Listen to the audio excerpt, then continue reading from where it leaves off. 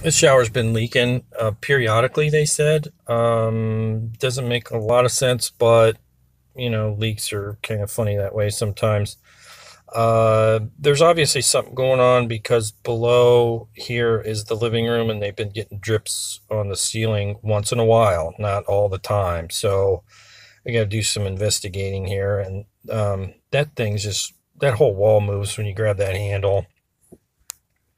Underneath the tub, it's CPVC plastic supply water lines that are flopping in the wind. Somebody was in a hurry, I guess. And there's nothing holding them pipes on. There's some crud on the ground there and some water spots that look like it got wet and dried out, wet and dried out. It's not soaking wet, but it has been getting wet. So, going to have to cut a hole in the wall behind the shower above the tub. I'll cut from stud to stud so I can patch it when I'm done and make it big enough we can get in there and work. And then after cutting that hole, there's no supports on this thing at all. It's just totally ridiculous. First look at this pipe, I thought it was leaking, but it's not. That's some dried glue or something on the left side as you're looking at it there. And then there's the stain behind the escutcheon trim plate there on the back side. I think that's the problem. These other fittings look pretty good. I don't see any signs of water or corrosion or anything. So I hooked up the sprayer to spray on that handle, crack the water just a little bit, enough to get it wet, and see if it's leaking. And yeah, it's a waterfall back here. I got a towel to catch that and it's dripping, but so we're going to take this thing apart and fix it. The handle has a set screw. You got to get the right size Allen wrench up in there. I don't know what it is off the top of my head, but you got to get that screw out, and the handle pops off. And then there's another screw holding the rest of the stuff on. Usually they're Phillips. Take that screw out, and all those should just pull straight off. So you can get to the escutcheon screws, which are holding the plate onto the valve body there. So yeah, just kind of keep track of these pieces as you're pulling them off. That white piece there, that's the scald protector thing. They're usually adjusted all the way hot. But anyway, so you can get to those screws and take them all the way out. And then that whole escutcheon plate and that little sleeve and everything, all that stuff should come out. But yeah, this whole thing has just been moving around way too much. A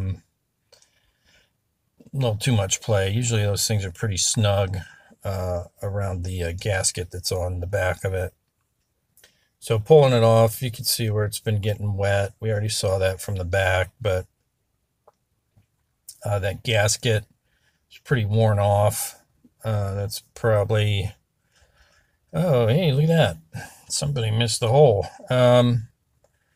Yeah, thank goodness for giant escutcheon plates to cover all of your mistakes. Anyways, so closer inspection on this thing, the gasket pretty much wore off or fell off. I think it wore off. That's probably what all that crud is under the shower behind it from this thing moving back and forth, turning it on and off. That whole wall was moving when you grab that handle. But anyways, I think that was the problem. So got some new stuff here. This new plate, new gaskets, a new sleeve that goes through there, new handle, new set screws and stuff.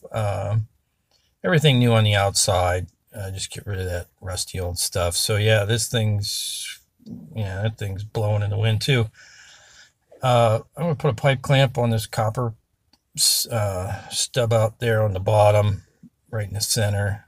That'll hold it. It's kind of hard to get blocks in from behind, but I'm going to screw this block to the studs and then screw the bracket to that. And then the front side, I had to trim the shower a little bit to get the new plate to fit properly. I'm going to take some caulk, silicone caulk, and run it around the inside of the escutcheon plate and around that sleeve there. It kind of double seal this thing. and make sure this thing won't leak. I promise. Anyway, so I got this all screwed down, and that thing's not going anywhere. It's in there pretty good, nice and stiff. Everything's screwed off. Nothing's leaking. You can see where I got that plate on there, and everything just kind of squished out, which is good. So you can guarantee it's going to be stuck there good for a while. There was a tiny gap between the fiberglass and that plate, so I silicone some shims in there to shim everything tight. And then it's a piece of they put 5/8 drywall on this wall for some reason, but some mesh tape. I'm going to use some 5-minute mud so I can get a couple coats on them real quick. Let it dry, and then sand it smooth and ready for paint, which I think they're going to change colors in this room. So yeah, I hope that helps. So when you go digging around for some leaky problems. So good luck.